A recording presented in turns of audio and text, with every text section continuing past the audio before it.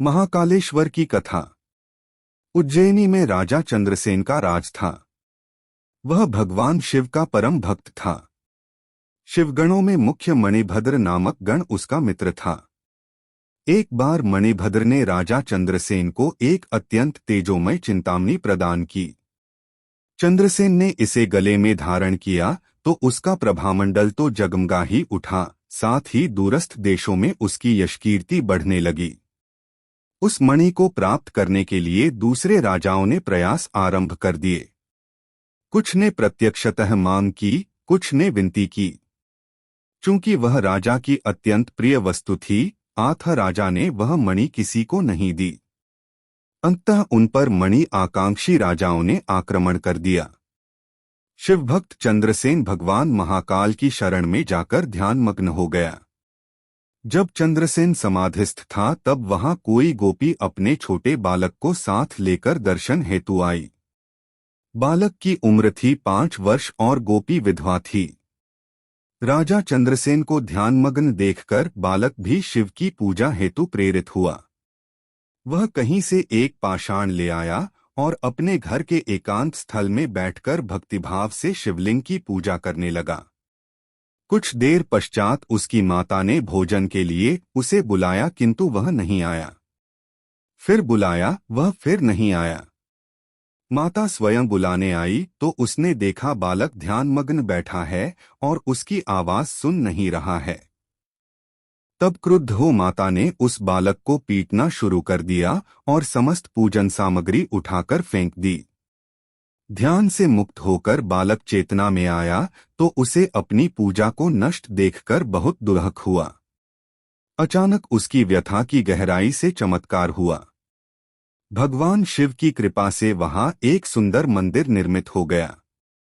मंदिर के मध्य में दिव्य शिवलिंग विराजमान था एवं बालक द्वारा सज्जित पूजा यथावत थी। उसकी माता की तंद्रा भंग हुई तो वह भी आश्चर्यचकित हो गई। राजा चंद्रसेन को जब शिवजी की अनन्य कृपा से घटित इस घटना की जानकारी मिली तो वह भी उस शिवभक्त बालक से मिलने पहुंचा। अन्य राजा जो मणि हेतु युद्ध पर उतारू थे, वे भी पहुंचे। सभी ने राजा चंद्रसेन से अपने अपराध की क्षमा मांगी और सब मिलकर भगवान महाकाल का पूजन अर्चन करने लगे। तभी वहां राम भक्त श्री हनुमान जी अवतरित हुए और उन्होंने गोप बालक को गोद में बैठाकर सभी राजाओं और उपस्थित जन समुदाय को संबोधित किया। ऋते शिवन नान्यत्मा गतिरस्ति शरीरिणां एवं गोप सुतो दिष्ट्या शिव पूजा विलोक्य च अमंत्रेणापि संपूज्य शिवन शिवम वाप्तवान् एष भक्तवरः शंभोर्गोपाना कीर्तिवर्धनः यः भुक्त्वा खिलान् भोगानन्ते मोक्षं वाप्स्यति अस्य वंशिष्टं भावी नंदो नाम महायशा है प्राप्स्यते तस्यस् पुत्रत्वं कृष्णो नारायणः स्वयं। अर्थात शिव के अतिरिक्त प्राणियों की कोई गति नहीं है।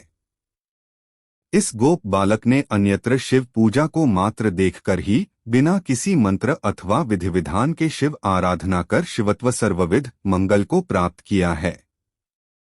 यह शिव का परम श्रेष्ठ भक्त समस्त गोपजनों की कीर्ति बढ़ाने वाला है। इस लोक में यह अखिल अनंत सुखों को प्राप्त करेगा व मृत्योपरांत मोक्ष को प्राप्त होगा। इसी के वंश का 8वां पुरुष महायशस्वी नंद होगा, जिसके पुत्र के रूप में स्वयं नारायण कृष्ण नाम से प्रतिष्ठित होंगे। कहा जाता है भगवान महाकाल तब ही से उज्जैनी में स्वयं विराजमान है। हमारे प्राचीन ग्रंथों में महाकाल की असीम महिमा का वर्णन मिलता है। महाकाल साक्षात राजाधिराज देवता माने गए हैं। जय महाकाल।